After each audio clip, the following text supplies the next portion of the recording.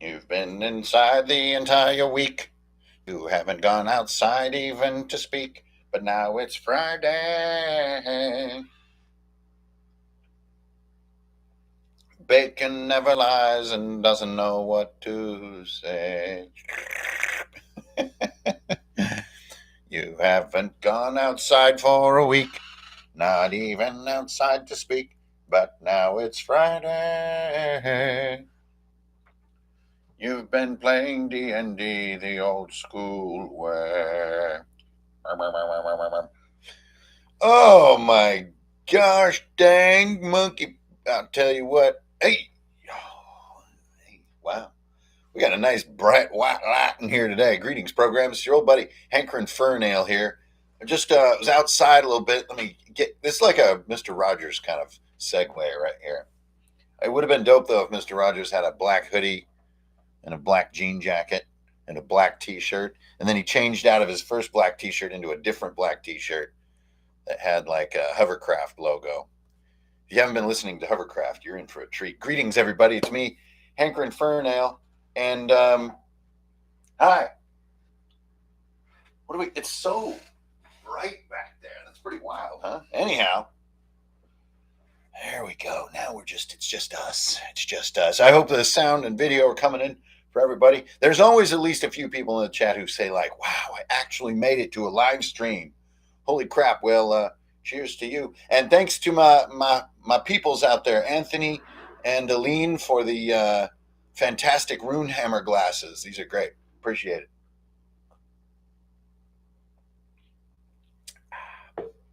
All right, it's Friday. Um, yeah, so here we are, and I haven't been on the old tube for about 350 years. That's because I've been busy doing all the cool stuff. So today, what I wanted to do, throw down on the live stream. Thanks for tuning in, everybody. Good to see y'all in the afternoon here. It's catch-up time, y'all. It's just like when you get yourself a nice potato hash breakfast, you're going to need some ketchup.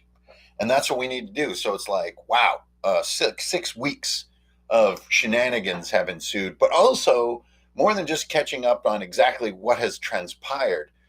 You know, it's about that time of year, regardless of what your belief system may be, to get pensive. Straight up do some introspectizing about the year, right? And you know, like the change of the year, one can split hairs over exactly when one marks one orbit of the Earth. But for a very, very long time on this planet, at least for the cultures that I'm familiar with in my little, insulated bubble of the planet, in the depths of winter is when you mark the changeover of the year. And so, like, the exact details on exactly when that happens and how you celebrate it and all this stuff may be slightly different from culture to culture.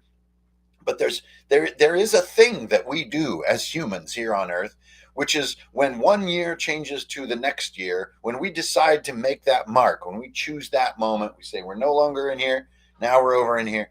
It's not only traditional, I feel like it's very natural at that moment to start pondering, to do some pondering, to do some introspection, some examination of one's life, one's accomplishments, one's unfulfilled dreams and ambitions, and the year to come. Now, in modern times, yeah, it's taken the form of some cheesy like resolution making. You go to the gym and it's hella crowded, right? We all know some of the cornier aspects of it, but I think there's an underlying habit that's not only good to do, but intrinsically human to do. So we need to do a little bit of that today. But most of all, we just need to catch up on everything. So hi everybody. Glad y'all filing in so quick. And yo, what's up, Richard? Where were you at PAX? I don't know. If we can put PAX on the things to talk about today as well. It's actually a great topic to kick off the introspection section. Now, real quick though, for everybody who follows all of my game recaps. So for a few years now, about every other week, I've been hitting y'all with play-by-play recaps of my game sessions. As the number of groups that I'm running week to week increases or begins to overlap, I gotta say there is some cognitive load issues. Like your brain can only handle so many groups in so many different systems, worlds, and scenarios at the same time and be super effective.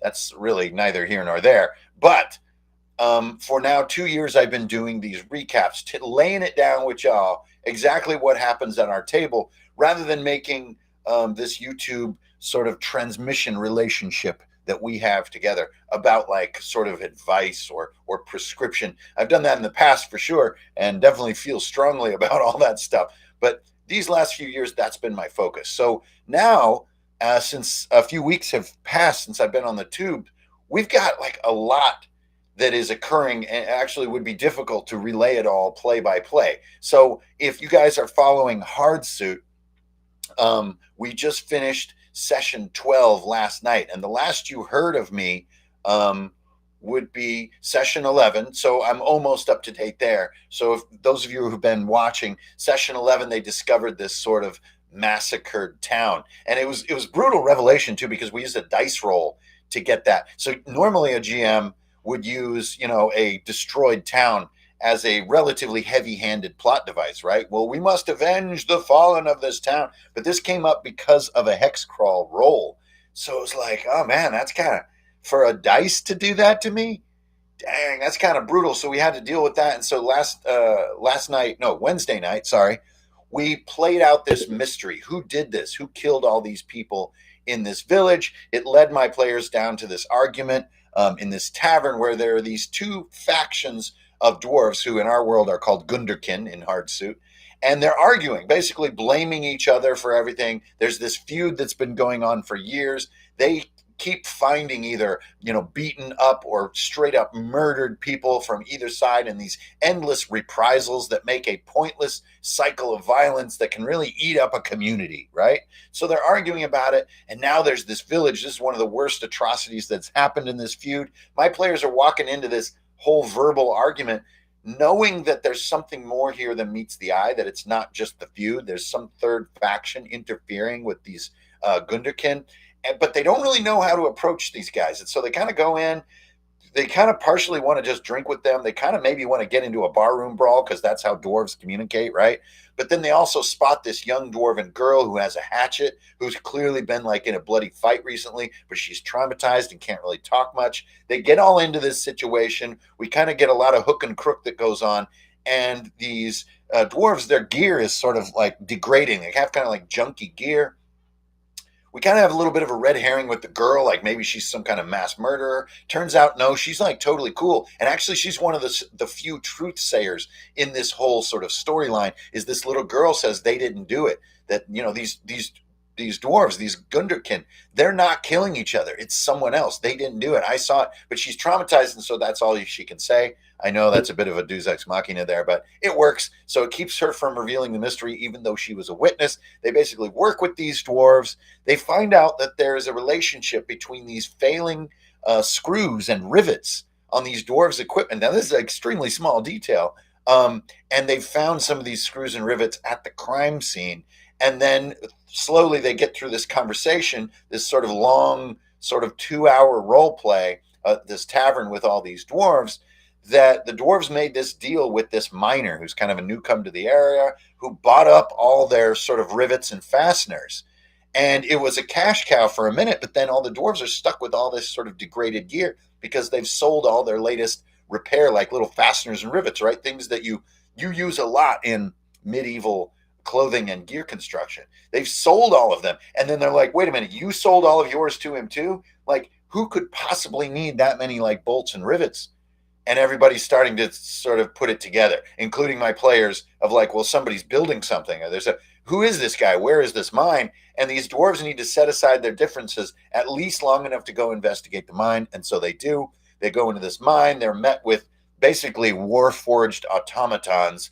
And you have all these machines working in this mine. You get in closer, and it is an agent of Throne. Now, if you know Hardsuit, Throne is basically an underpowered, tyrannical faction that uses subterfuge to keep its subjects down because its subjects far outnumber itself. And so we have one of these agents of Throne who has been using this so-called feud, which has all been fabricated by these machines who have been executing these crimes. Now we've met the mastermind of this stuff. His name is Marduk, which those of you who know the name Marduk, definitely comes, it's a heavy-handed reference. But then Trask, who's a player we haven't seen for 5 sessions or more, maybe even like 7 or 8 sessions, he promised to one day betray Throne to help the players. He comes out. It looks like he's actually rejoined his old tyrannical friends. My players decide he's betrayed them. All hell breaks loose. And they wind up blowing him up with this source grenade. And then they examine the remains and find out he was getting ready to help them. He was going to betray Throne for my players, but they killed him before he could even do it. So that's kind of a dark, kind of a yikes. They realize this. They make friends with the dwarves. The feud between at least these local group of dwarves is resolved now. They realize it was never really between them. They were being used. They were being manipulated. Now this group of dwarves need to go out across the countryside and convince their kinfolk that this feud need to end because they need to join forces and go against the agents of Throne. Okay, boom. That was session 12. It was about a 5-hour session, and it was super fun. So meanwhile, all right, that's Hard Suit. Now you're caught up on Hard Suit. Meanwhile, my Dirty Jobs crew, so they are in their second season of play. Their first season was 30 sessions, and they're now coming into session 5 of season 2. A little bit slower pace on season 2, which is something I'm going to be talking about later in the stream here. This is almost really what this stream is about. But so with these guys, remember, they have been defending the city of Slimshire. So we have 2 sessions to catch up on with them, session 4 and session 5. Now in session 4, they are plagued by these visions of this yellow eye dwelling down in the well. There is an evil that is underneath their town, which has been causing this orc and goblin uprising. Remember, too, there's Kay Pickens. She has been taken by the curse of vampirism. She is like sort of has a limited amount of time before she either must feed or, and become permanently a vampire, or will die from lack of feeding and them trying to not let her turn. So just hang on with me here. I'm going to try to not watch the comments. But yeah, I did. I got my other frog done. Anyway. So they know that this thing is down in the well. The session opens, session 4, with a nightmare. Now, my players aren't used to this stuff, but I just start narrating. I just tell them what's happening. They're on the steps of this mansion. Slim invites them into the mansion, but they have this strange feeling. There are all these heavy shadows in the hallways. Down at the end of the hallway, all these flies are crawling out from under this door. And Slim, in this terrible phantasmagoric slow motion, opens this door. And there's this horrible scene inside this room of Kay Pickens, this young girl, like eating a human infant, like just like it's a straight up fruitcake 3 days after Christmas. There are flies everywhere. And there's so much blood in the room. It's soaking the floor, and the floor is like oozing and melting downward from this soak, like a bathroom with no caulk in the corners, and too many showers have been taken in this bathroom, and the floor is giving way, and it gives way, and she plunges down into sewers, and there's this massive splash of blood and ooze, and it's horrific. And then they wake up, but they all shared this vision, this nightmare. I've never messed with dreams yet with this group of players, and so they're getting their first taste of dreams, and we're going to be moving into an area which I seldom go, to be honest, which is a sort of a higher magic realm. I don't do it that much in my games. I know a lot of people just magic is the cornerstone of their game, but with me, I have a much more sort of physicality and reality to my style. But not in this one. We're going to get into the dream realm, how objects move between the dream realm and the real realm. Anyways, this is the opening of the session. They say, fuck this guy, Tregos. We got to find him. I know he's in the sewers. Let's go. Slim, show us the way into the sewers. They go down into the sewers. They take way too long making a relatively simple journey through the sewers, and then have this, sorry guys, horribly executed boss battle where sort of their paranoia and their fear of the boss was almost more of a problem than the boss itself. So they kind of flounder opening this heavy gate. They kind of flounder engaging the boss. This session is taking excruciatingly long, at least from my perspective. Oh my gosh. Finally, they engaged this thing. I was a little bit so exhausted as a GM at the final time. It kind of was a bummer because it kind of messed up how I wanted to really execute this boss battle. I overlooked one crucial mechanic, which made it, as many of you have experienced, a little too easy. But I mean, was still nigh deadly, but in my mind, easier than it should have been. They managed to defeat Tragos. They come back up. Oh my gosh, the town is safe. They arrange all these methods to keep the town safe. There's now a town guard. They're going to have a little fire department because they had some problems with fires. It seems like now the orcs have dissipated. The dwarves are going to return to Gungathal. You guys got to watch the previous recaps if you want to keep up with all this detail, and everything's good. That was session 4. Come into session 5, they're going to set out going to Gungathal. They go on this long journey. Halfway through the journey, they have to go over a high snowy pass. They come to the snowy pass. There's a group of somewhat dubious adventurers with way too much ore on their cart. So they are mining cold iron, which, if those of you are familiar, cold iron is sort of like a vampire killing metal. It's a very unique kind of metal, but extremely heavy and extremely hard and difficult to work with.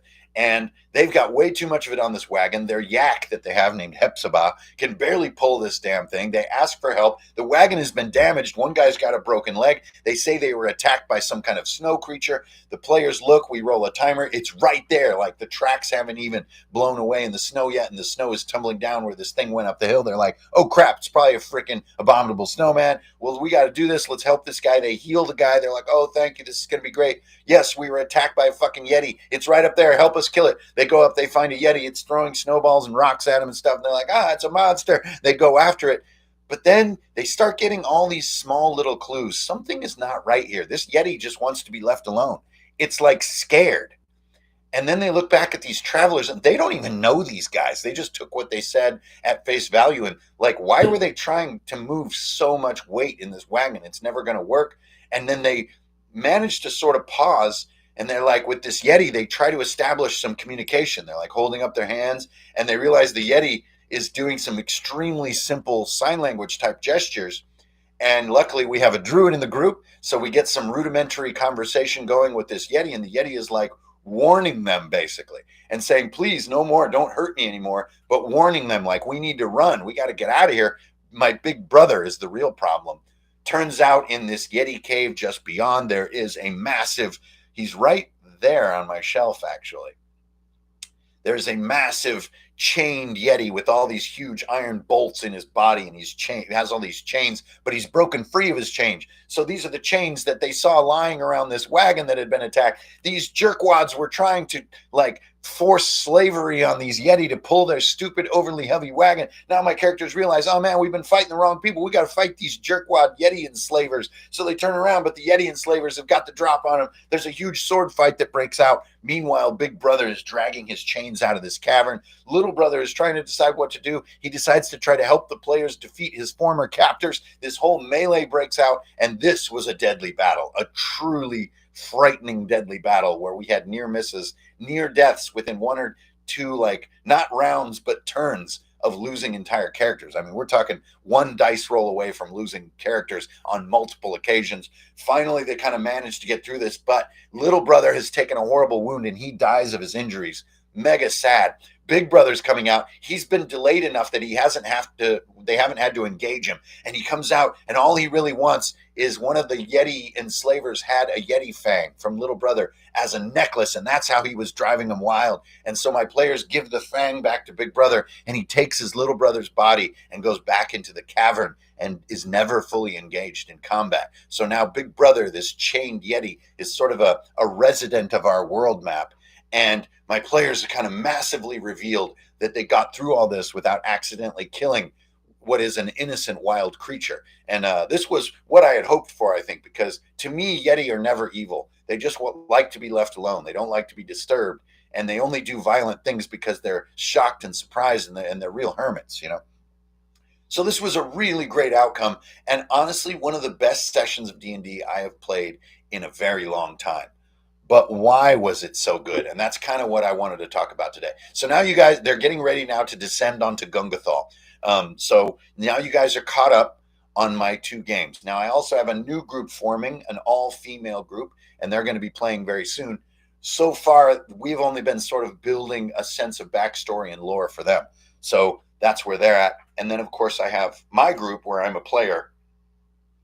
which is with my homies.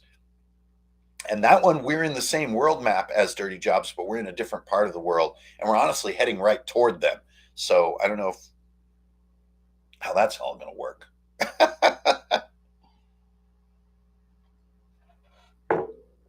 Okay, so I know that's a lot to take in at a very high rate of speed, but that's how we got to do it around here. Kevin, I can answer that real quick. Let's see. For Hard Suit, I use Index Card RPG Hard Suit, which is my book. You can get it on Drive Through RPG. For Dirty Jobs, we are using a mixture of OSE, AD&D, and the hit system that I posted on my blog at runehammer.online.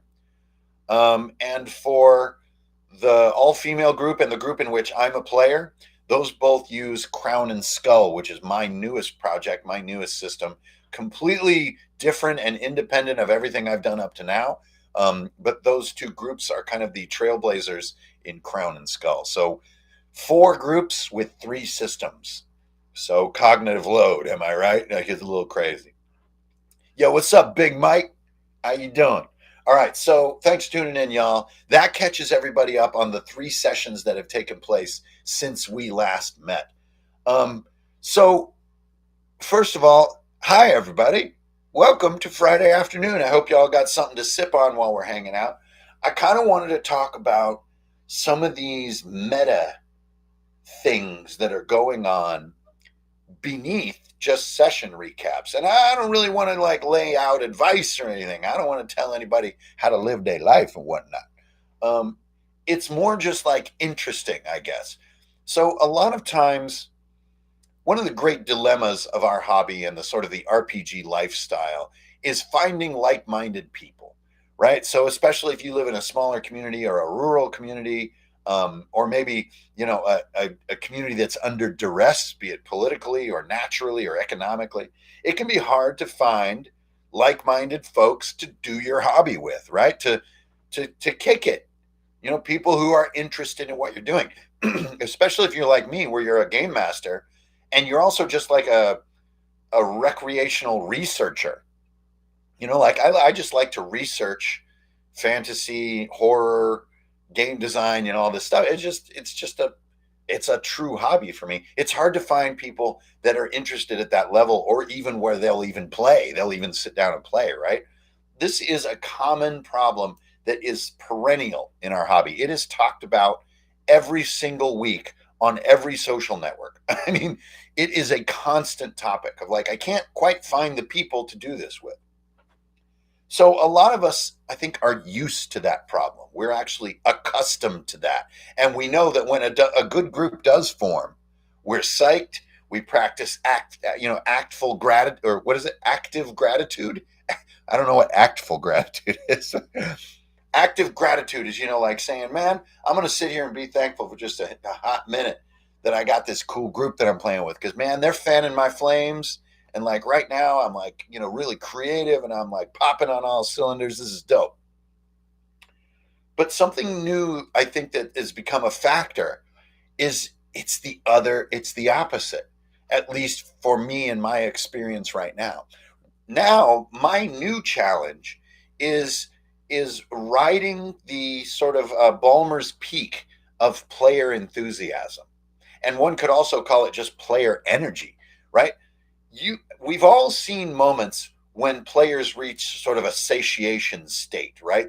They're slaked on D&D. Actually, after my 5th edition campaign, right when 5th edition came out, we had a great campaign. And at the end of that campaign, I had 2 of 5 players who said, like, you know what? That was fucking awesome. I just had a blast. And I, my friends, am done with D&D. I'm gonna go do some other stuff. And they reach that point of being satiated with it, of being slaked. And I think what I'm learning right now is how to throttle this so that you adapt to the players and their appetite, rather than thinking, well, they're interested now, let's freaking play this shit all the time. Which I think was some of my early instincts, right? I think there's another skill here to learn, which is how to throttle your session scheduling. Let's say you don't have scheduling problems.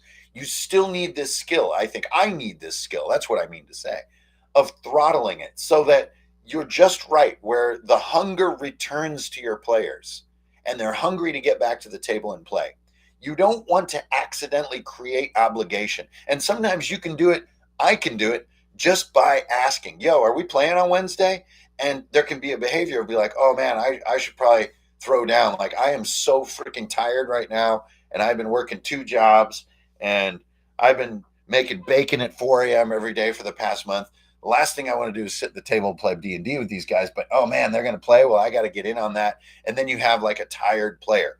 Or you can also have everyone have plenty of time and energy for the game, but you're playing like every week, and just the will to probe the depths of what's going on in the game can erode.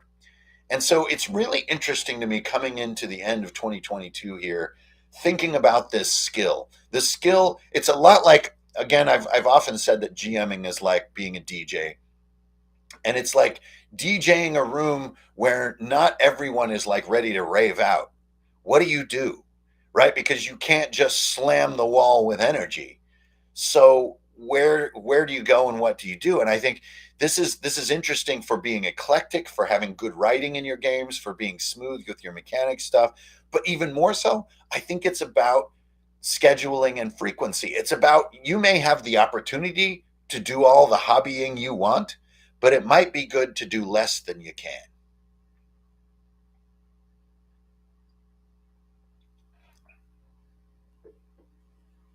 Mm. It's almost like a Bilboism, right? Bilbo would say something like that. You may have the opportunity to do all of a thing that you want, but sometimes you may want to do a little less than you can. All right. So that's all I really wanted to say. It cooks down into that bizarre, convoluted saying. And I don't know about y'all, everybody's different, but for me, this is a point of learning. This is really something interesting. I haven't really had this problem in a very long time, since college. And in college is so different, like, I mean, we're not grown-ups in college. We're kids. We got mad time on our hands. We all, in many cases, live communally.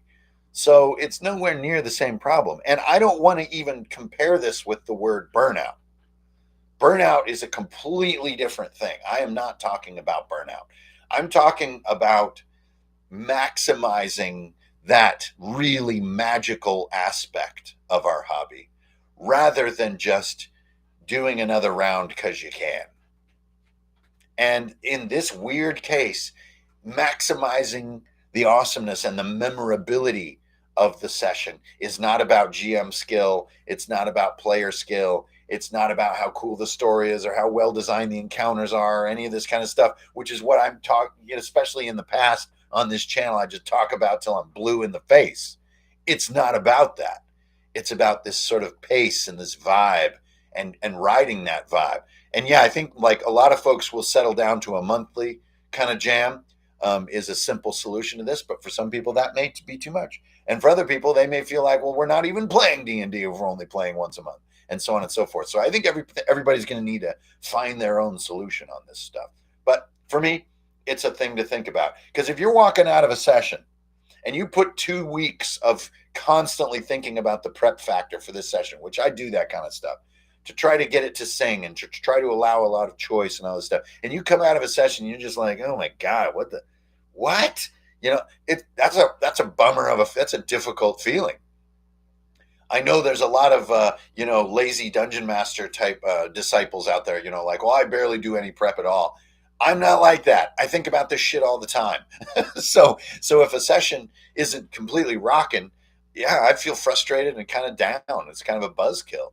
I guess if you did 0 or almost no prep and came out of a session that was a little odd, you would just be like, I don't know, whatever. But, I've been working on this birthday cake for a month. I want you to like the birthday cake.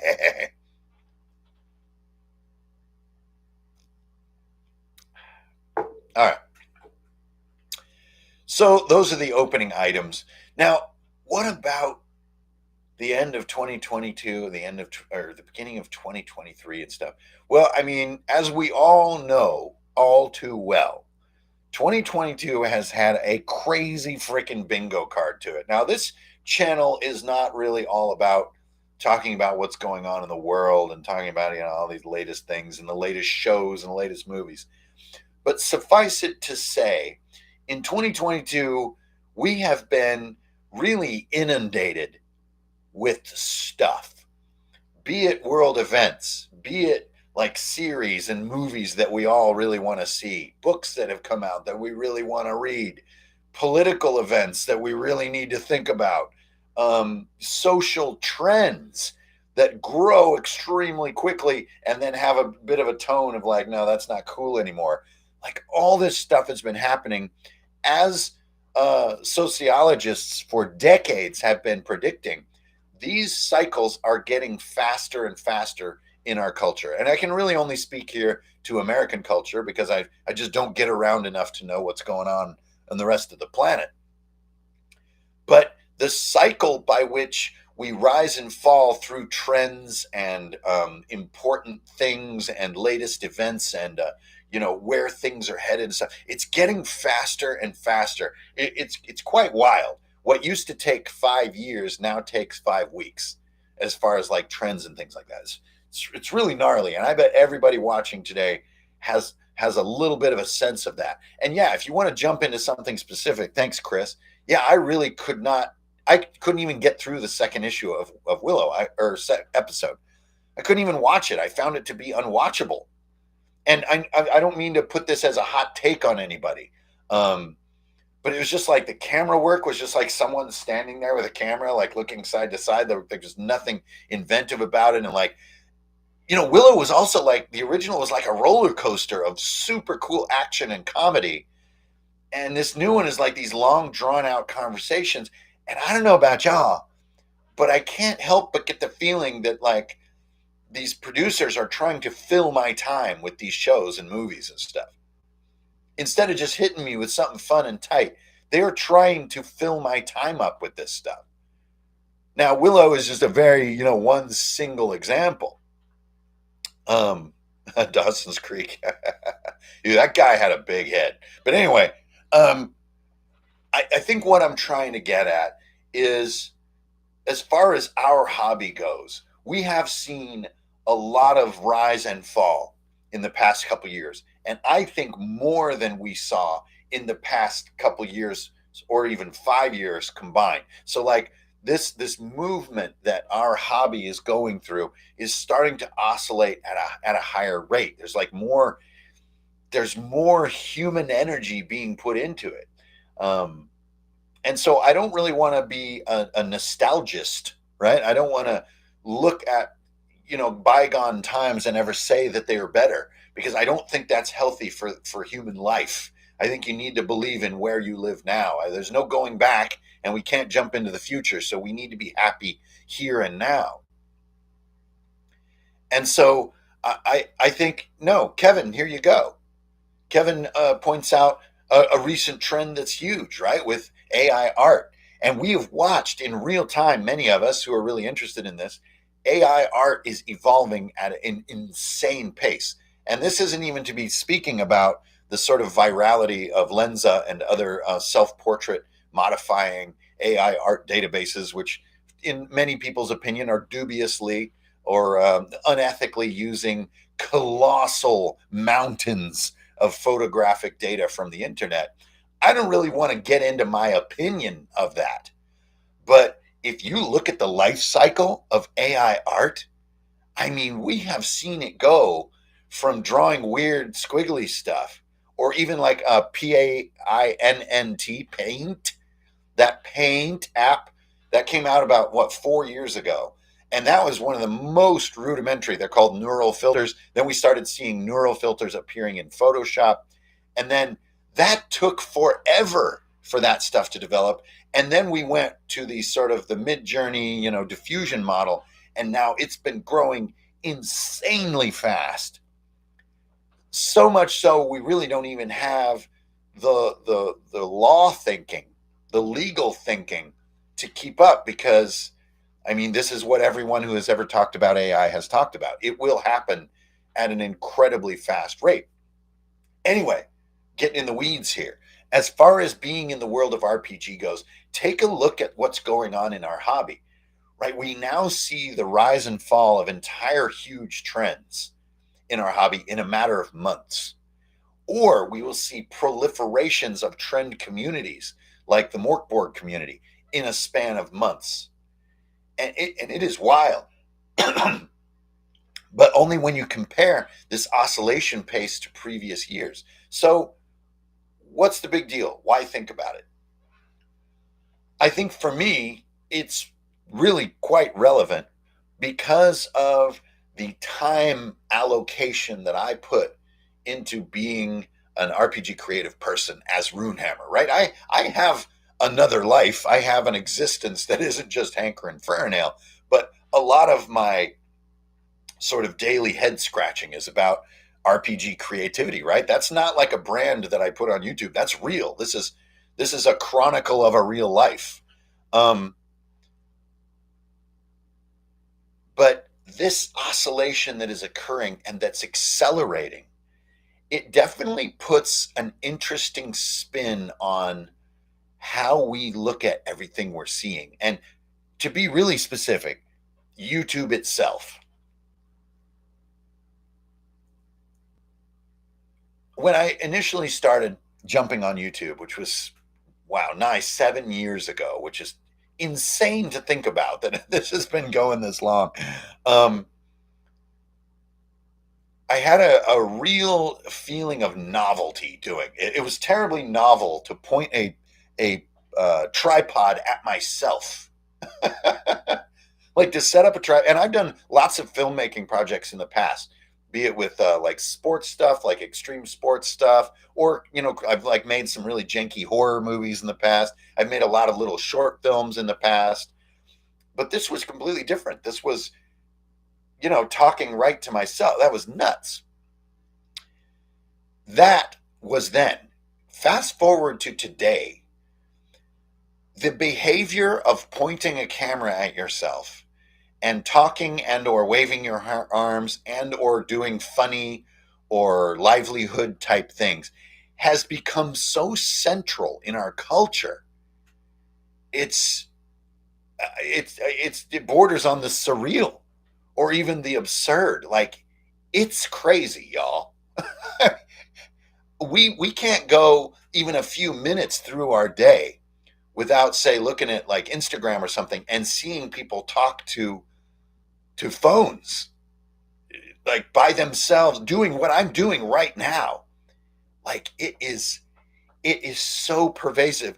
And Keon, again, I want to keep this out of it's this is not a negative conversation. It's not a negative topic. I think influencer culture, put in all caps like that, puts a negative spin on it. I don't have a negative perception of it. I think it's a natural evolution of what we've been interested in the 21st century so far. Are influencers like bad? I don't know. A lot of people seem to like to pick on them. Um, I guess if there are too many influencers, yeah, our culture loses some of its guts, right? Because we still need objects and we still need real life skills. And in a lot of cases, influencers are kind of just like opinion bots. But that's kind of something that we need in our culture too. But if every single person were an influencer, we would definitely have a very strange and very uncapable society. So I guess what I'm sort of getting at from a very long, sort of roundabout course here is my role in all this. It feels different now. Now, I'm really strongly stand behind my creations. That's where I'm at. And you guys can at any time jump over to Runehammer online, or you can find me on Drive Through RPG, which y'all know that, or even Amazon. And the stuff that I make is there. I mainly make books. Books are one of my favorite things in all of life. Be the ones that I create, the ones that other people create, old books, new books. I just like books. Books are neat. And I like to read physical books. I like to hold them. I like it when they get old. I like how they smell. I like how they feel. I like to see how different people's ideas are captured in books. I like to read adventures. I like to read weird stuff. I like books. So that part, I don't see that changing anytime soon in my life. Crown and Skull, for example, is my biggest project right now, completely made possible by my Patreons who pay my rent every damn month and let me wander into these bigger and longer taking projects. Crown and Skull will be the best thing I've made. And not just its contents, but also I want to get into custom book creation. And I'm talking about meeting local bookmakers, book builders right here where I live and working with them face to face, working with materials, working with physical things to create almost like a relic, a truly valuable material thing. That I really want to keep working on. Maybe the rest of I don't see myself ever losing interest in it. But you guys probably see where I'm going with this topic. I do feel weirder and weirder every month about pointing a camera at myself and talking about stuff. And it isn't because I don't want to talk about stuff. It's because of its role in our culture. It's like sweeping over our culture. It's wild. And it really, let's go back to AI art. A lot of people are a little concerned, right? Especially for digital artists out there, that they'll be subsumed by AI art. And I think there are aspects of this concern that are absolutely legitimate. It's always scary when uncontrolled, unregulated new things kind of undo a certain segment of artisans out there, right? It's not good. I don't really have an opinion this way or the other on it, but I can say that it does affect me. When I see AI art getting so good at certain types and styles, it definitely kind of moves me over here. It makes me want to be very hand touchy and very traditional and very simplified and very raw with my art, to be me. So if AI is going to be a brilliant artisan, okay, I guess, but I need to be my own artisan. I'm not going to sort of stop or yell at the sky because this other artisan, who honestly is changing the game, doesn't really play by any rules, is in my field. I'm just going to keep being me. Will it inhibit my profitability, my livelihood as an artist? Yeah, it might. It might. And that of course should be frightening for all digital artists. But I think what you can get into is a return to what makes you special and what you really do care about. And I don't want to 3D print. It's almost the opposite of what I'm trying to say. I don't want to 3D print things. I want to struggle through the way that things can be made from materials, right? From ink and paper, from metal and leather and rivets and fabric and foil pressing. And this stuff is fascinating.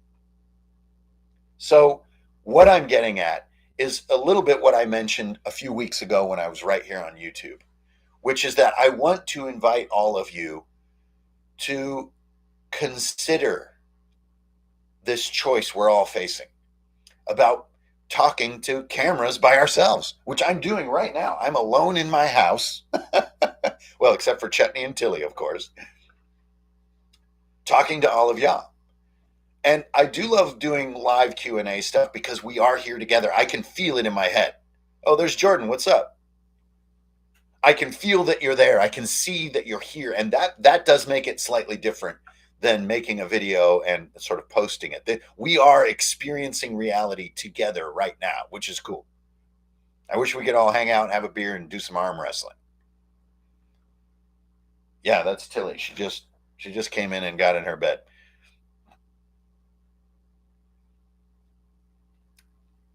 So, this is a crazy long-winded way to basically shine a mirror on myself, but then also sort of turn it this way at the end of the discussion. I feel myself drawn away from talking to this tiny little round eyeball right here, and back to what I did for the vast bulk of my career before 2008 came around. No, not that long ago. Before 2014. There we go. Before about 2014, when this all truly began, which is that I was a maker of things. I wasn't like a sort of a PR character, which is sort of what it has been like. It's kind of like being a PR character. So I'm absolutely not going anywhere. Runehammer is going to be part of my life for quite a long time, I think. Um, and especially there's so much left to be done, and the doing of our hobby is still like my favorite part. It's, as you can see, even just my miniature sort of attack is more, I'm more aggressive with miniature painting now than I ever have been. So it may not seem that way to you because I'm not live streaming all my miniature painting. I'm not giving tutorials on how I use contrast ink, whether if I think Citadel paints are better than Army Painter, or whether if I use opaque paints and then put on toner at the end, or I do a dry brush and then use transparent paints on top of the dry brush, either way to get the same shading effects. And then do I lacquer my miniatures? Do I use pennies to make them heavier? I do all this stuff. I've been making more and painting and finishing more miniatures than ever before. I'm trying to populate the entire world of Crown and Skull with miniatures so that when those different parts of gameplay come up, I have the population of that world ready in miniature. So it's a long project. You can see some of my latest paints are right up here along the shelf. How do I move my finger properly? It's like that. There we go. So that's my latest series. I've got a series of archers. I've got an amazing Croak Raiders set that I did. They were difficult to build, I gotta say. Like gluing pewter is, well, I think a grown man like me can probably glue some frog people together.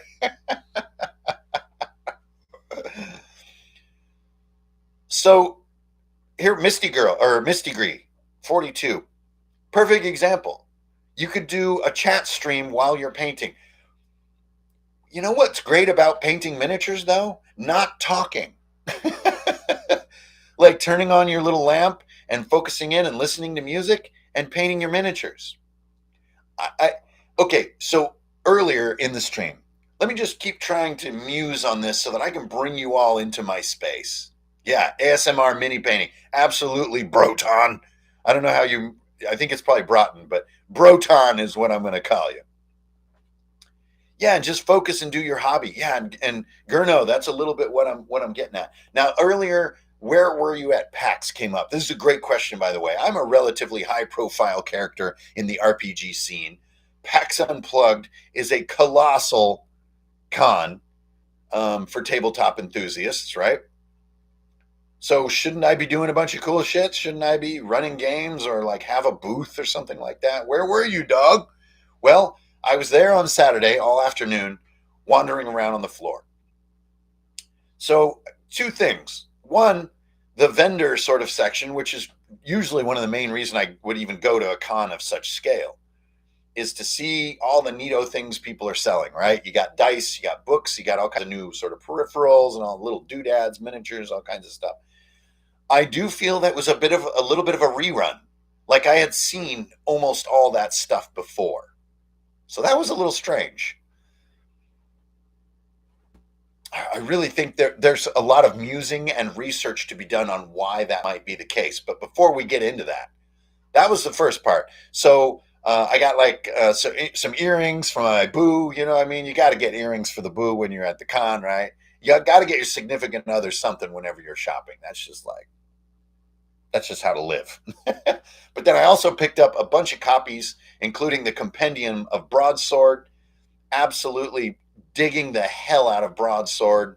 If you guys haven't discovered it, it's adventures that are admittedly made for 5e, which isn't really my jam. But honestly, the presence of 5e is not really there. The other thing that I really love about Broadsword is the rigor with which the producers of Broadsword, led by DM Dave, these producers rigorously accredit their writers and their artists in every single adventure that's published. I really appreciate that. I like it. And there's reams of artists working on this stuff. And it has enough of a vintage vibe that I'm totally down. Like it's black and white. But then it has a little bit of like, this is kind of new shit. I like it. It's written a little more brief. This is dope. Hang on, I got an issue here.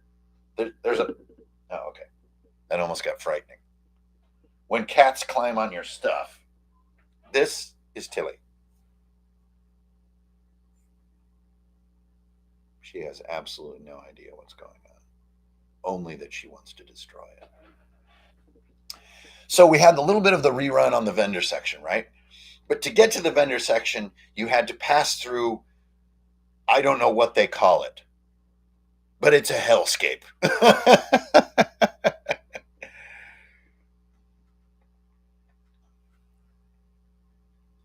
It's a hellscape, you guys. It's this warehouse environment with a concrete floor and a 50-foot ceiling and bright, like fluorescent lights and massive tables as far as the eye can see with thousands, literally thousands of people packed shoulder to shoulder, wearing COVID masks, yelling the rules of board games at each other in these massive rows. Now, I posted a photo on Instagram of me in this hall. And I don't know if I'm picky or what, but I have no concept of why anyone would want to do this. Like, why would you want to pack into this warehouse and try to play a board game yelling through your mask in this dense, massive crowd with all this noise and no music and only expensive, terrible food? And they're really like, where do you even get water? Like, why? Why do this? I just don't understand. And this to me is a telling fact about who my identity in this whole thing, this whole RPG thing that's going on. Like, I really don't even like to run. I don't want to play games with someone I don't know. Why would I ever do that? Like, that's like going on a road trip with someone I don't know. Like, forget it. No, I don't want to do that. I want to hang out with my homies. Now, I can make new friends. And then if I got new friends and we want to maybe get into something, sure. But I just really don't get it. I understand how some publishers would want to run a booth to, get the customers while they're walking by and get the foot traffic to sell their books and stuff like that. I can see that, like as a book fair and as a sort of a mall. I guess I can understand that. But yeah, Nebraska, I'm a little bit with you. So what I don't want to do is tell these people that this is somehow this is not cool. Like, if you're into that, rock the hell on. There are many things in this life and in this world that I don't understand, and this is one of them. So I'm not saying this is a prescriptive or judgmental statement in any way. I just know for me, this is not my shit. Like, I am a relatively private person. I'm a craftsman. I'm an artisan. I'm a scholar. I'm a researcher. I'm an artist. I kind of do a lot of my thinking in this sort of lair in relative solitude. I have a small group of friends. Absolutely would love to drink beer with the homies, but I want to meet you first. I want to get to know you. Yeah, just walking these massive halls with all these random strangers walking around and like, the streets are packed with people. Like, none of the cars could move. Like, even the train was like taking super long to take the train in and out of the city and I'm just like, how did it come to this? Like, why am I here? I think back to playing D&D with my college buddies or even my high school friends, and like, what a small, slow moving and quiet world that was. And yeah, Jason, thanks for the reinforcement. Yeah, you go to some of these things and you just kind of got to run for it. So this was the longest imaginable answer for the question earlier. Where were you at PAX? I was there all afternoon, and I ran for my life to go get a beer and a wiener and hang out with friends where we could talk. And convention centers are also something designed by someone who must hate humanity, because what is going on with convention centers? Like, I mean, a hotel is one thing for a con. Like, the little gathering rooms are bad enough because it's kind of like you're part of like a bad startup company that's like failing, and so you're kind of in this like fluorescent lit environment with bad carpet and weird tables. Like, but convention centers are even worse. So I guess what I'm kind of saying is that's where I was at PAX. I was there a while, but I'm not waving my arms at PAX trying to get attention or something. Um, and also, this is part of this growing identity that I'm having. Am I still psyched to be doing all this? Oh, hell yeah, I'm psyched. I mean, look at this. I'm neck deep in it, but that's not my scene. That just isn't my jam. And so this is telling a little bit about like where I'm heading. Remember what I was saying about 2023? Like, it's time to think about some change. It's time to think about what's next. And change doesn't mean bailing, it means evolving, right? And so that's where I'm at right now. I'm really thinking deeply about all this stuff. And I've got other interests that are on the rise right now. And those of you who follow my blog probably know a little bit what I'm alluding to. If you don't follow my blog, you totally should. It's on runehammer.online. The blog is called RPG Mainframe, but even that name I think will fade away a little bit. I think it's just my blog, because it's a fun writing outlet, and I think that'll go wherever I would like it to go. And if you guys want to go on the journey and read what I write, then that'll be the latest place to see it. But also in 2023, if you can fathom this, I'm going to be 50. I'm going to be straight up 50 years freaking old. How is that even possible? How am I not like just an irradiated skeleton somewhere at this point? 50 years old, that's insane. And that is the kind of milestone where you might want to be looking at like what you want to do sort of next. What is your evolution into your sort of, I guess what in modern times you would call the second half of your existence, right? Like we're all living to be 100 now, right? Isn't that our expectation? I want my 100 years. So I guess what I'm trying to say is like I am evolving and changing, and I would really like everyone to come with me on the journey. But what I've really learned, especially in 2022, is that there's no going back. There's no, oh, dude, you used to do all these funny videos, where you're like getting wasted and taking shots on YouTube and stuff. That was super funny, and believe me, I still love a good shot of whiskey. But you're probably not going to see me taking like 6 shots of whiskey on YouTube anytime soon. If you really want to come and drink with old Hankrin, that's me. Come to Philly. We'll go out and we'll get to know each other.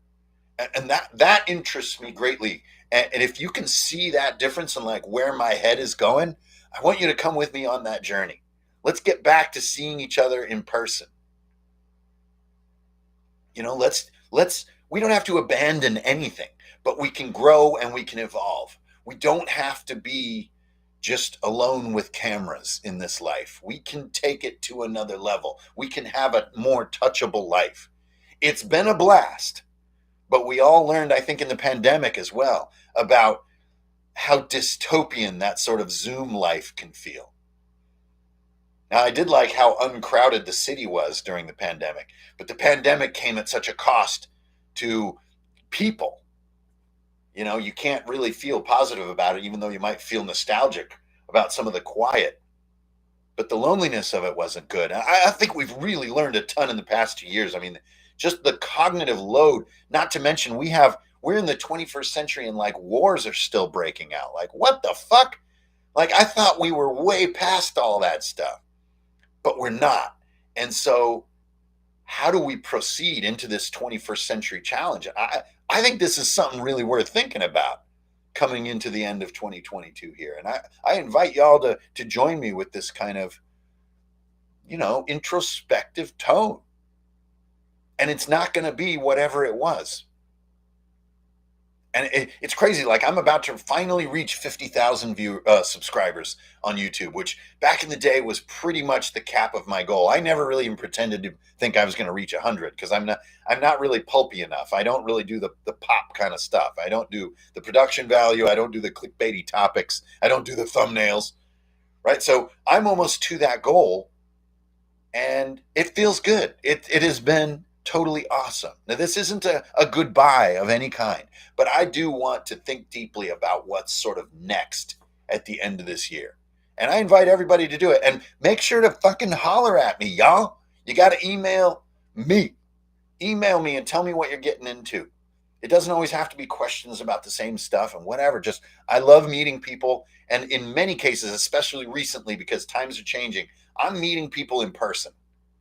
More and more, I'm accepting those invites. When people say, hey, can I buy you a beer? I say, yes, I will meet up with you. And if we don't really like click that good, then happy trails, you know? Good to see you. Thanks for the beer. But if we do click, I've got a new friend. And like, it's an in person friendship. And that's my shit.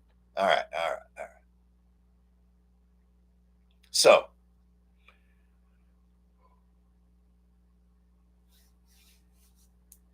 Garth, and I saw the Hermetic was mentioned up there, a tabletop revolution. Before we go to like a Q&A type mode, let me say one thing on that.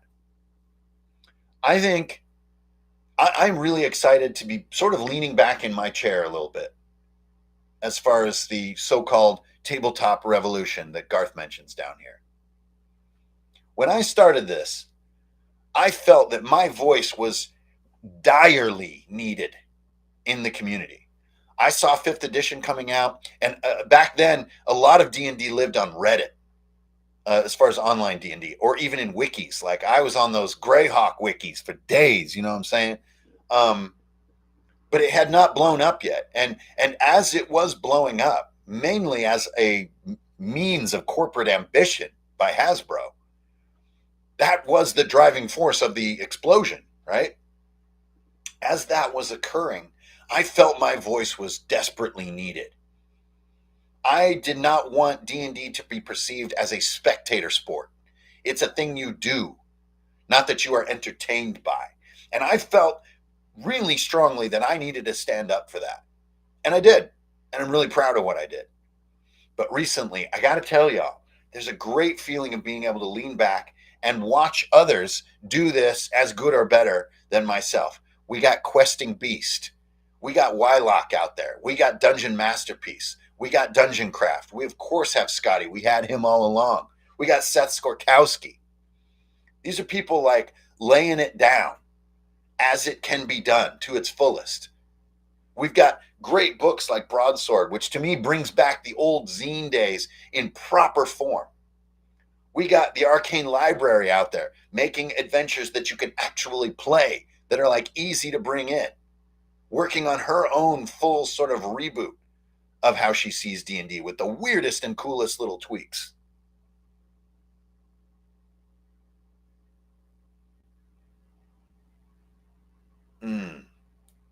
On the flip side, we have a side that I don't really relate with. And if you haven't seen Questing Beast, that's Ben. If you haven't seen Ben's newest video, I really strongly recommend it, about the sort of game master crisis in 5th edition D&D. Now, I have absolutely nothing against 5th edition D&D. It's just sort of went in a thematic direction that I wasn't too into. I do think it's probably their best build of the rules, but over time, Paizo has kept my attention more. Like, I am dying for High Helm to come out next year. I've waited my whole life for fucking High Helm to come out next year. So you're going to be hearing about me screaming about High Helm next year. Well, I think it comes out like late next year. So I desperately want to get on the beta group for that and like get my hands on it before anyone else and stuff like this. But I have to say, as far as the tabletop revolution goes, I was part of that tabletop revolution. Damn it. I proudly hold that position. And now, after all this work, I'm being asked to do the coolest fucking projects. I'm going to be doing maps and artwork for some of the coolest projects out there. I'm publishing Easy D6 by DM Scotty. That's unthinkable. When I first started this, I was just a fan of DM Scotty. Like, I have achieved much, and I'm fucking psyched to my bones about this stuff. But at the same time, this revolution is being carried by capable minds right now. And not to mention all the anonymous people out there who are holding down the real hobby, which is playing week by week together, doing the minis, doing the shit, having the text convos, and nobody knows about them. They're just doing it because they want to do it, not because they want to tell the world they're doing it. They're holding it down, and I feel good about it. I feel like we're in a really great place with it. Whereas if you would have asked me about 3 years ago, 4 years ago, I would say this is going to the weirdest place. It's getting way too popular. Like, this is strange. Like, it just doesn't feel like the vibe that I'm using. But it's coming back now. It is returning in a way. And you got to watch that video by Ben about the GM crisis. I think it's amazing and really telling of how this wave is going to return to its sort of theta state. Um,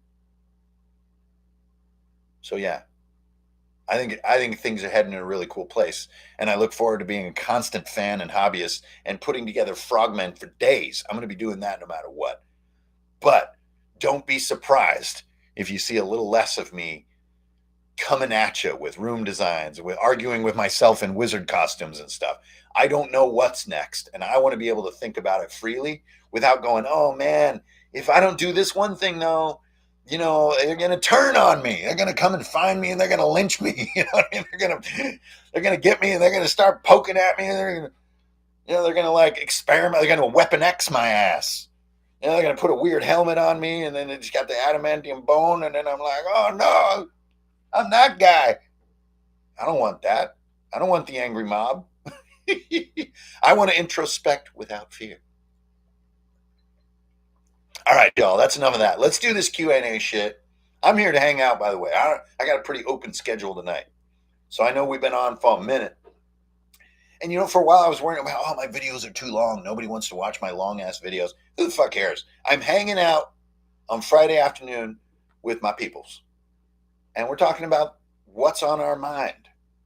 And so I don't need to package it into a tiny little piece of candy. There are other minds that are better at that than me. So let's kick it for a second. Let's start off with Pez here. An RPG rule system determines the type of game you play at the table. Yeah. Well, I'm famously quoted on Facebook for saying the system you play has absolutely nothing to do with how your game feels. And I stand by that. I don't think, if you read my blog post, Don't Eat All the Pringles, you can't blame a Pringles label that says go ahead and eat this whole thing for the fact that you ate the whole tube of Pringles. Labels and written objects, books, are inanimate objects. They're inert. They can't make us do anything. They just sit there. Obeying a book to me has always felt like a very weird thing. So if a book tells you this game is scary and I want to do a comedy game, I'm doing a comedy game. So I think maybe sometimes tone can be built into the system, but never ever before has there been a better example than Morkborg. Morkborg is the funniest game you will play. It is rib busting funny. And one of the reasons it's so damn funny is because it's so damn serious about itself. And it's just proof that the system you're playing cannot define the tone. It just can't. And the more it tries, the more it doesn't. Does this make Morkborg bad? Absolutely not. I don't think I've ever laughed so hard playing an RPG than Morkborg. It was so funny and so great. But I don't think that's what's written in those pages. It's taking itself seriously. But therein lies, to me, the proof that you can't blame Pringles for eating the whole tube. All right, Lugs Gaming. How do you get over writer's block? I don't. I've been trying to write an adventure for a few of my play backgrounds. Yo, writing adventures is not easy because it's a little bit of writing a story, but a little bit of not. And where's the fine point in between? Lugs, if you're having a hard time writing an adventure, don't do it. Things that aren't fun, don't do them. Stop struggling. Go to the table, get the friends together, maybe have a tiny little panic attack in your brain because you don't know what's going to happen, and just have an open conversation. Okay, you guys, here's where we are in our game right now. I just want to open this up. Which direction you want to go? And let's use some dice rolls together and collaboratively find our next direction. That's what I'll do instead of writing an adventure about a third of the time. But to your starting question there, how do you beat writer's block? You don't. It's something you learn to live with and work with. You never beat it. No one ever beats it. Even like Brandon Sanderson's out there like cranking out all these fantasy novels and stuff. Like he's got it just as much as anybody else. It's something that you learn to be comfortable with. It's a pain that you work through, not that you make go away. So sorry if that's a tough answer to hear, but writer's block is a part of writing. And it's a bitch. It's frustrating. It can really be a buzzkill, I'll tell you what. Okay, we're down here with Suiza. Hey, thanks for that, Pez. I have my game system and two groups using it. Okay, cool. I'm in a tough spot where I want to add to it, make tweaks, but when do you call it a day with the intent to publish? You never, well, okay, if you need to publish, yeah, you need to cap it. So at some point, you got to call it good, and you need a confidant who can give you a deep and legit and honest opinion of your work. And you can't just have a Google document. You need to give me some presentation, whoever me being the confidant may be. You need to put it together in a presentable form. And if you get a strong response, oh, fuck, this is good, then I would say, think about publishing it. But only you will know when it's singing the way that you wanted it to sing. But you always need at least one other mind that you feel safe being creative with. And you got to bounce stuff off that other mind. Yeah, Garth, absolutely true. Trust those dice and let things you didn't see coming happen. Where they go, what it's like, what they encounter, and improvise and tell them you're improvising. The myth that GMs are hiding all this incredible stuff behind their screen just needs to go away. Slamfist, what's up? I'm going to ask about so you guys can probably see this huge pile of decks right here. These are the war decks.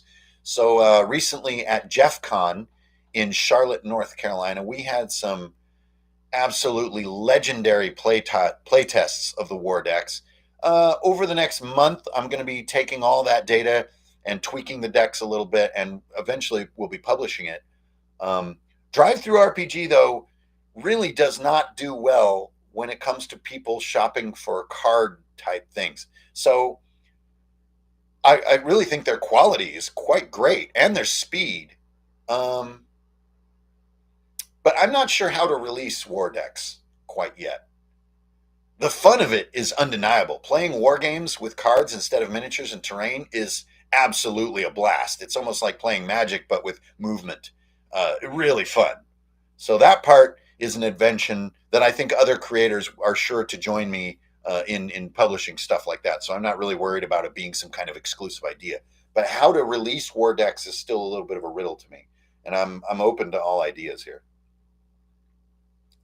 I haven't played Frostgrave in person. No. Matt Williams, is the new book you're working on based on ICRPG? No, not at all. Hey, thanks for the kind words there, man. No, Crown and Skull is its own thing. It is.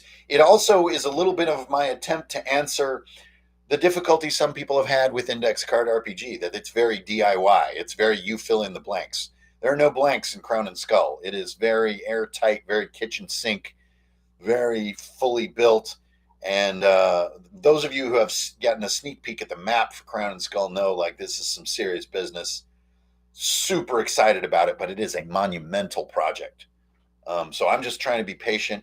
I'm not really that good at doing big projects. I get impatient, but I'm just trying to just keep it together. Nebraska, what's up? Would you say that the adventure module ecosystem is saturated, or there's a demand for? you know, I I don't know if there's such a thing as saturation really anymore. We've all learned that there's 1 zillion of anything we're interested in, and everyone has learned filtering behaviors because of the unfathomable proliferation of the internet. I mean, it is unfathomable. It's insane. So I think we're almost to a point that things we're interested in cannot become oversaturated. The only thing now that can become oversaturated is what we're seeing out in the real world. It's parking. It's waiting in lines for things. It's people like crowding into your thing that you used to have space to do. That is oversaturation. That part's a bit of an issue. But there's always going to be room for more creativity, even things that are similar to each other. Like, I'm sitting here making Crown and Skull, and I'm like, is there really need for another fantasy RPG in this world? Absolutely, yes, there is. It's like seeing, is there room for another rock band in this world? Absolutely, yes. There should be more bands. We should be doing bands till the end of time because it's a cool human thing to do. So I don't think there's such a thing as saturation. There's always a demand for new, and people who are coming in fresh to things don't know the things that you know, and they want the latest thing. I think it's evergreen, and I think many human endeavors are evergreen. Um, yeah. Uh, has Mr. Ham commented on D&D? I don't know what D&D was. Suiza, which RPG product have you put out surprised you the most in terms of fan feedback? Oh man. Surprised me? Hmm. I guess sort of like 5e hardcore mode and Ether Jammer are both quite surprising to me. They're really small creations, but they were basically created from a very practical point of view. Like, I need this. If I was playing 5e, I would need this and want this in my arsenal. So I'll make it and publish it, and then they become insanely good sellers. That's surprising to me because it's not really my area. I'm not really known for, fifth edition stuff or even hacking other people's systems and stuff. I don't really do a lot of that. I just kind of do a lot of my own original creativity. So the fact that those succeed, to me, is always a little bit shocking. Justin is starting a new campaign. Dope. I'm not a rules expert. Cool. One of my players may be a rules guy. You know how you handle it before anything begins? Have this conversation with the rules guy. And don't even come into the conversation with an expected or hoped for outcome. Just be like, bro, we're going to kick into this new campaign. A, I'm psyched. B, I'm like, I'm not that much of a rule head, but I know you are. How can we make the most of this? So it isn't some kind of weird fucking thing. Because I've read a million stories on Reddit how this exact difference between GM and player can be funky. How can we not make it funky? What's up? What do you think? Have that conversation. And try to love whatever comes out of your your friend's brain, because some of it you might be like, whoa, but I think if you can have an understanding, you're going to be looking at a lovely campaign together. But get it out right in the beginning. Just put it right out there on the table and just be honest and be absolutely transparent. Yo, Big Mike is back. Any plans to do genre deep dives like the one you did on Cyberpunk a few years ago? Well, Mike, thanks for the question. I am I kind of mentioned this a little bit this year, but I really am returning to my roots as far as like comic book stuff and horror. Um, I know this is weird. I've talked about how this must be a sign that I have some kind of psychological scarring, but I really am a horror fan. And only in like a funny way.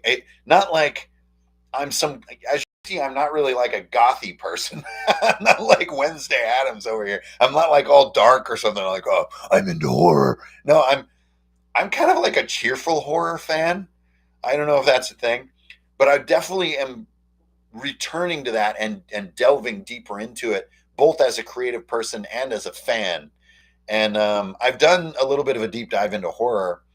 The thing is, Mike, there's not a lot of like just straight up genres. I mean, you've got like high fantasy, low fantasy, supers, cyberpunk, modern, military, horror, prehistory, far future, APOC, right? You're starting to run thin already. Like, what is a genre? And what lives outside of a genre? So these are interesting questions for sure. But I can only do a deep dive on something that I have authentic experience with, and that list is even shorter than the list of available. Like, let's talk about supers. I've been a comic book person my whole life, but if I'm really pressed to the wall on knowledge about supers, like any given world, like I'm a big Green Lantern fan, but if I get pushed to the wall by someone who actually knows Green Lantern, I'm like, I don't know anything. What the fuck? I thought I knew everything about X-Men, or like I thought I knew everything about Spawn. No, you know nothing. So it's hard to really lay down those deep dives, but cyberpunk is something that I've kind of always been there. I've always been there, and horror always been there, so I can be authentic with it. But I'm such a stickler with authenticity. Those things are hard to do. Those deep dives are hard to do. Do you have a favorite pre-written campaign setting? Yeah, I mean, I really like Dave Artison's Blackmore. I like it so much, I want its DNA to live in my stuff. even occasionally seeing names that hint at his stuff. And it's his sort of arguably unpublished world. I mean, Blackmore had a few supplements that were made around it, but that original map that he made for his group that's basically like taped together notebook paper and stuff like that sort of still lives in a hermetic kind of, legendary state. And I really like it because it's smaller and it's less. Um, Obviously Forgotten Realms and Greyhawk and stuff are near and dear to my heart. The Keramikos world, Toril in general, and I mean, now I'm just listing everything I liked. I liked Eberron when it came out. It seemed to have a lot of zest to it. It sort of got bigger than I could handle. Um, Not a big fan of the sort of Waterdeep kind of world, Sword Coast and all that stuff. Never really connected with that on a meaningful level. Yeah, I guess it's those real primordial worlds that I really relate to the most. Maybe because they're just more manageable. The really huge ones, I get lost in there a little bit. Like Conan's world is manageable, Middle Earth is manageable, so I tend to gravitate toward those kinds of worlds. Who's next here? Nebraska's back. Will you let me know if you have time for a commission art piece? Nebraska, I do not currently. I have really been, I can't believe this that I'm even saying this, but I've been approached now to do like these dream level projects, and they are not easy. They are very time consuming. And I'm also dabbling with some other stuff. I'm doing an art show in January. I have to get all that done. And I did a ton of art commissions about 2 years ago. I was doing them basically day and night. They are fun, but they are tough. So for right now, I do need to take a break from commissions to try to break into some of these deeper realms. I would like to get into some bigger writing projects, maybe even writing comics or something, and do commissions for bigger projects. I'll have a good announcement on that coming up soon. And I'd also like to work with other artists, and all this stuff is super time consuming. So I got to hold on the commissions for a little while. Thanks for asking, though. Yeah, Square Peg, been talking about Crown and Skull a little bit throughout this stream. I'm trying not to talk about it too much, though, because it kind of sets it in stone when you make announcements about things, and it's still fluctuating greatly. So, going to have to hold on learning about Crown and Skull, but just keep an eye on my blog and on all my usual sort of outlets, and you'll know the latest when everybody knows the latest. And there it is again from Suiza. I'm not going to get into Crown and Skull's mechanics and themes quite yet. Just know that, man, we're playing in it. We live inside of it, and it is being created, and it's probably my really riffs off of all that I've accomplished before, but then completely sort of starts again at the bottom. Really, really exciting, huge project. Azimuth, what's up? Advice on starting your own YouTube channel. Folks ask me about this, and I'm like the worst person to ask. I think just be authentic. If you're going to be on YouTube, be yourself. You can, like obviously like the wacky thumbnails and stuff like that can help your growth, finding new audiences and stuff. But I'm not really a find new audience kind of guy. I'm much more of just to be really authentic and be able to stand by what you've said and who you are and feel like absolute, 100% real with that shit. And it's good in the long term. Is that good for channel growth and for being successful in YouTube? I don't know. I can only speak to what's happened to me, but I am a hardcore stickler for authenticity, and I really try to just be, this is the me that is real right here, and that reality is critical to me. Maybe I'm old fashioned that way, but I think that's a cool way to be cool on YouTube. And then obviously there's a ton to learn. There's a ton to learn because things have really evolved. Production value that I see on fast growing channels is far better than my production value or what was cool 5 years ago. So we have better tools to make higher quality videos. And you should use those tools. Be good at them. Like look at Professor Dungeon Master's latest like Adventure Expo videos where he's filming all the miniatures. That shit's a lot of freaking work. It is not easy doing all those little rack focuses and zooms on miniature setups and stuff. That shit's legit. So if you can come to the table with that work ethic, you're going to do great. What's the book on the right of Conan and Poe? Right there. Oh, that's the Necronomicon. I mean, you got to have the Necronomicon. Eric, how could someone make Blackmore? What about it makes the best? I'm working on a setting and want that for my players. Well, I got to say, do less than you think. Set up plenty of fun seeds, but know your world like you would know a person, right? A person doesn't have 50 stories. A person is really kind of a confluence of 3 or 4 stories, a few really significant traumas, and a few significant triumphs, right? And that's how you know a person. And make a world like a person where it's fathomable. It isn't like Earth, right? Earth, the scale of our planet right now is so unthinkable. I think a fantasy setting, as we call it, can be about the size of like a state. Think about a state that you know. If you live in a place with states, a stateside piece of ground, you know, if you put it that way, you know, like a small nation. Um, and even that is more than you could probably process. But what's the story of a state? You know, like let's think of a state like Colorado. Colorado, just to play to the theme of my hoodie today, Colorado is a large area with a central mountain range with dry plains on one side and an almost desert like canyon space on the other. And its story is a story of frontiersmanship. And a couple of really bad things have happened, but there's a stalwartness to people. But they're very different in different areas. That's almost all you need. If everything else you can do can feed into these fathomable concepts, you're going to have a an emotionally grabbable world instead of just here's everything I could think of in a fucking giant continent that's bigger than Asia. You know, like holy shit. Do you do any outside of RPG? Absolutely, yes, I do. I don't advertise it very much, so I do wall art. Yes, that is I wouldn't call it abstract by any means, but it has nothing to do with RPGs. But I'm quite private about it. It is not something that I advertise. I do have this art show that's coming up. Here, shall I? You want to see one of these?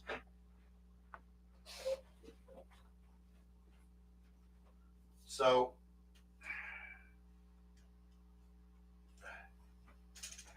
these I did. It's an 8-piece show, and 4 of the pieces are these massive portraits of some of my favorite bands, and they're all UV reactive ink, which I'm not going to get into putting a black light on in the room and everything, but all these colors are UV reactive, and they're all framed in these big glass frames. So this is a band called Stinking Lizaveta. If you're familiar with that band, they're an absolutely amazing band. But like the blues and the yellows and the whites here, like jump out when they're exposed to black light. So I've done 8 of these pieces, and they only use the fluorescent palette. So it's really you only get to use about 9 colors. But yeah, so I just did portraits of bands that blew my mind. Yeah, so that's just some of the stuff that I do. I also do ink work on a large scale, which you guys have probably seen. There's some photos of me on Facebook with these giant ink pieces that I do.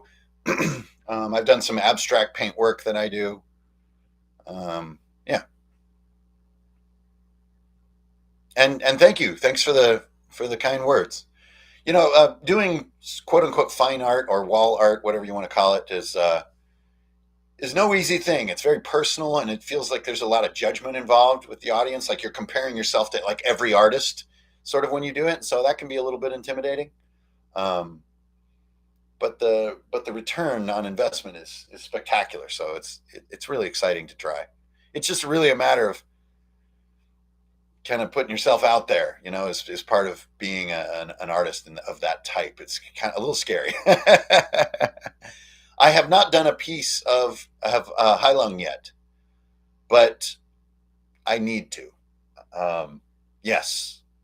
And I think that'll be my love of Heilong and how it's really become part of my life, as well as Danheim, is going to be part of next year. I feel this, and I appreciate the question, Azimuth, because somehow this is coming.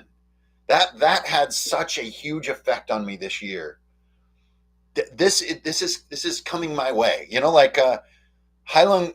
I love that you brought that up because they are a great example of a modern group of creative people who are capturing something magically, but in a very you are there kind of a way. It's outside trends and things in a way. There's a touchiness to it that's just, yeah, I want to be part of that. Which is always why seeing bands is so dope, right? A band playing right in front of you is untouchable. Oh, hey, look, here's one I missed up above. Sorry about that, Broton. What about Dwero Deep are you most excited? Well, let's talk about Dwero Deep for a second. Runehammer glasses. Isn't that fun? So you guys probably see Dwero Deep back here on my shelf. Oh, wait, it's just off camera. There it is.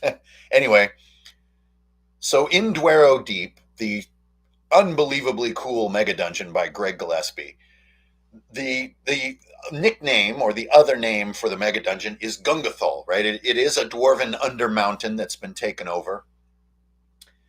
And I've worked with Greg Gillespie. I actually have some illustrations that are in Dwero Deep, but we're working some more in the future. I'm excited for that. We're actually going to meet early next year.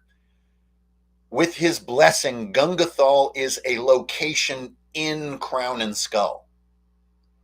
So what both of us are interested in doing is creating collaborative world stitching so that there are established conduits between RPG worlds where they have locations that they share so that players are invited to canonically move between worlds or between sort of spaces or spaces that are landmarks in multiple worlds that they act as a nexus point or a connected point of those worlds.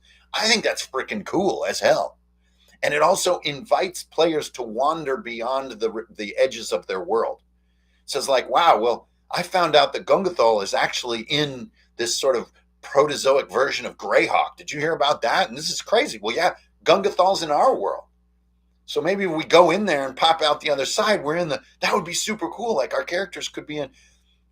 Granted, you're allowed to do that at any time because this is tabletop. You can do whatever the hell you want. But if it's in the material, if the authors and the creators have actually shared this vision to create these nexus points, I think it serves as an invitation.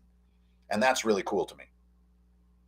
So I'm very excited I'm super proud, by the way, to have illustrations in Dwero Deep.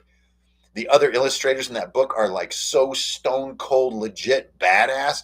To just be in there among them is a huge accomplishment for me. So maybe that's my favorite thing about Dwero Deep. Yo, Cabe is currently in college, but want to be a full-time creator after you get your degree. Well, fucking rock on. I was wondering how much of your income comes from your own creations. All of it. This is all I do. I have no job and I have no safety net. I have very little family, and my wife has a very small family. So I'm as independent as they get, man. I do things my own way, and I am the only source of survival. I've also been putting my wife through school, so like it's my way or the highway. I mean, like yeah. The whole thing is the answer, Cave. Now, is it for everyone? It's tough. I'll tell you. It's the old saying: you can either work 9 to 5, or you can go into business for yourself and work all the time. So good luck with your degree. Get her done, and believe in yourself. Be tactical. Be smart. Be authentic. You can do it. Hey, that's awesome, William. Thanks for the kind words.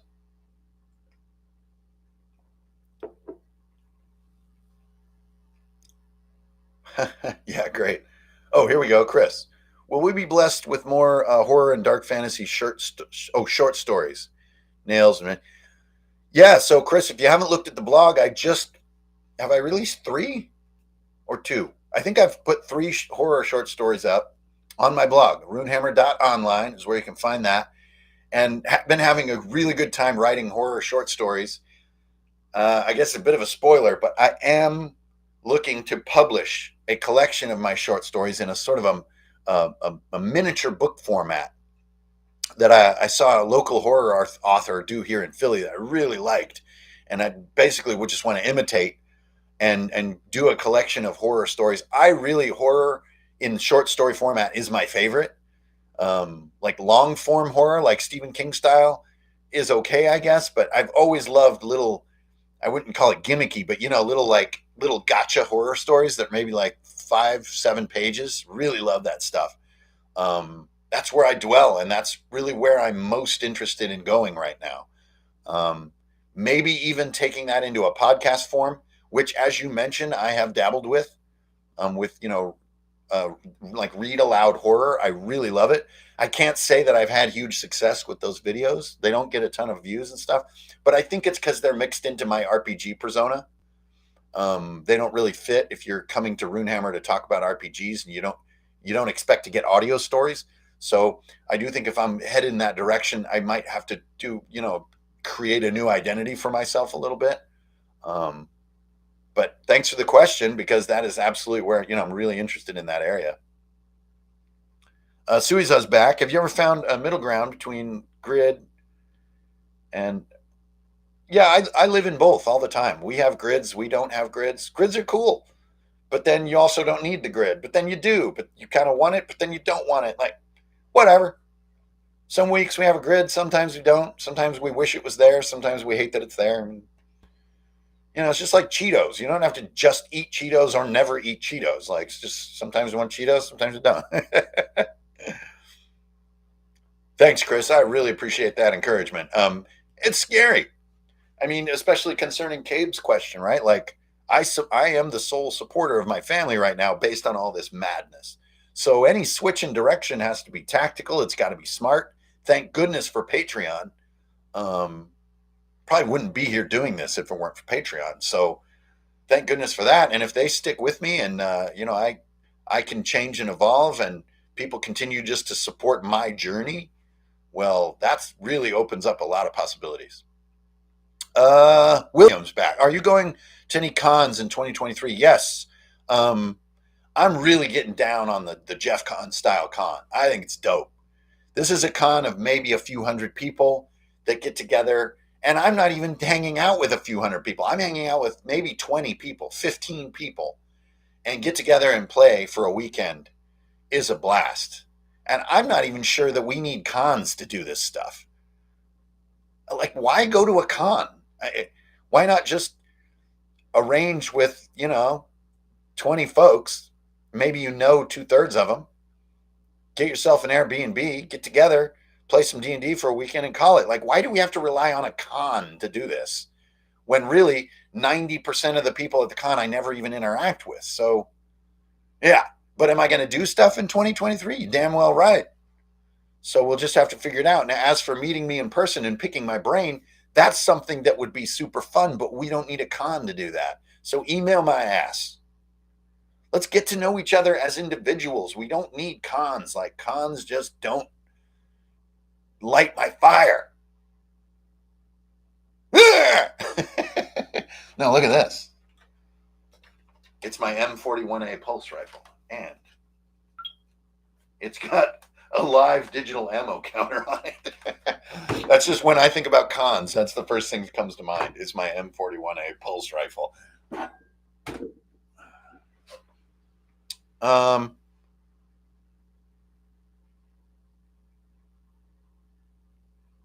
really want to play at cons. Well, then rock on. I like to play with people I know, and I like to have a good environment to be in. And cons present neither of those things generally. So I would like to get more enjoyable space to meet with folks and play for a weekend. I don't really want to do it in a hotel conference room. I don't want to do anything in a hotel conference room. I want to be in a cool, like a big ass lodge, and it's snowing outside. You know what I mean? We got a brisket in the oven. We got some scotch and some cold beer. There's some nice kind of creepy music drifting through the cabin, big timbers, and we're all, got cool leather chairs around this heavy wooden table. Fuck yeah, now you're talking. Yeah, there you go. Warm bread with melted butter on it. We're playing D&D for the weekend.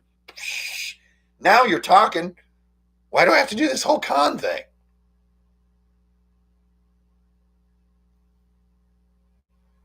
Yeah, and if you use a booth to make revenue, well, that's completely different. Then you're not using the con as a like, let's get together and play. You're like using it as a mall. And there is where I do see cons making sense because you compress your customers. Um, Retail still baffles me a little bit, um, but that makes sense to me. It makes more sense to me than going there to play.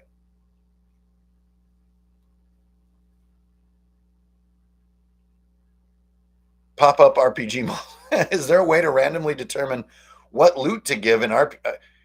Is there a way? I mean, Jonathan, dude, there are over 700 random. There are D100 loot tables. There's so many of them. I That question baffles me a little bit. But yeah, House DM, if you can help us make that happen, email me.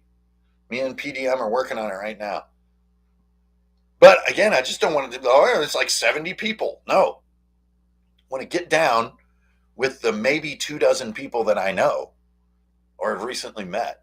You know who else has a great grip on how to do this? Adam from Order of the Amber Die. Like they kind of have a bit of a little closed kind of friend group, and that's who they play with. They don't just open it to whoever, but they do these marathons and they document them, and the world gets to sort of share in their excitement, but their player roster is extremely controlled and limited to their friends. And that's cool. He's also a legit dude. All right, yo, Lugs, have there been any RPG products released recently that truly excite and inspire you? A little less in 22 than in previous years. I gotta admit, the the things that have come out in 22 have not tickled my imagination that much. Yeah, hate to say that, but that is sadly true. Even old school essentials, which I'm famously psyched about from 21, is when I got old. It was 2021 when I got old school essentials. It a little bit spun me out because what I loved about it, it was one freaking book. This is old school essentials. This is it. And then there's like advanced fantasy, and then there's a player's tome, and then there was like this offshoot and that offshoot. Again, this is not shade on anybody who likes this stuff. Rock on. But for me, what I loved about it is like this one book. So when it started to proliferate, I sort of spun out on it a little bit. But I'd say Old School Essentials, the first book that I got of them, the rules tome, was the last one that really blew my mind. Where I was like, wow, this is tight. Really looking forward to Shadow Dark coming from Arcane Library. I think that's going to be a really good book. It's complete, it's big, it's dense, it's one-stop shop. And I was, obviously been somewhat involved in its creation and watched it grow, and it's just dope. Uh, but yeah, 22 was a little bit dry. I mean, I have to count Broadsword. Broadsword has been super fun to read. So I guess that should be my answer. The most exciting thing I've been reading that came out in 2022, at least as far as me discovering it, would be the Broadsword adventures. Burrito. I have not bought Cyborg. I've seen it. All the Morkborg sort of over the top bombastic stuff is sort of not for me. I clashing colors and a million fonts and things at silly angles and stuff. Yeah, everybody can rock on. It's just not for me. Well, guys, my glass is empty. The questions are trickling, and I'm hungry. It's well past 4 now. Thanks, y'all, for tuning in and hanging out today. I hope I'm resonating with everybody a little bit. Let's come into the end of 2022. Let's take a look at ourselves. Take a look at all the people around you that you love. be a little bit more better, show love to other people, be patient with other people, and be the best version of yourself that you can going into another year on this planet. Like, let's learn from this year and go toward what we want to be. We can't always be swept under by whatever the trend may be. Let's be what we want to be. Don't just look at the world and be like, damn it, why am I part of all this crap? Instead of being that way, let's be what we want to be, at least incrementally, take steps for it and move with mindfulness. You know what I'm saying? All right, you guys. By the way, all 70 episodes of my podcast are now out for free on Podbean. Well, wherever you get your podcasts. It's called RPG Mainframe. You got 70 episodes. This is like 80 hours of material for that. If you're one of those commuter podcaster types or you're on a road trip, and here's to it. Okay. So also do not hesitate to email me directly. I'm hankerin.furandale@gmail.com. Let me know what's up.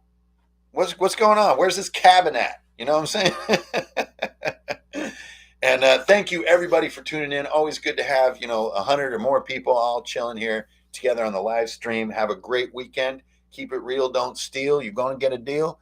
And remember how we do it, the Runehammer way.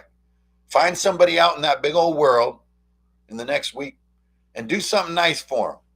It can be big. It can be small. If everybody did that, imagine how cool this world will be. All right. I'm going to get out of here and get myself some grub. You guys have a kick-ass Friday night. And I'll see you on that old internet, all right? Until then, peace, y'all.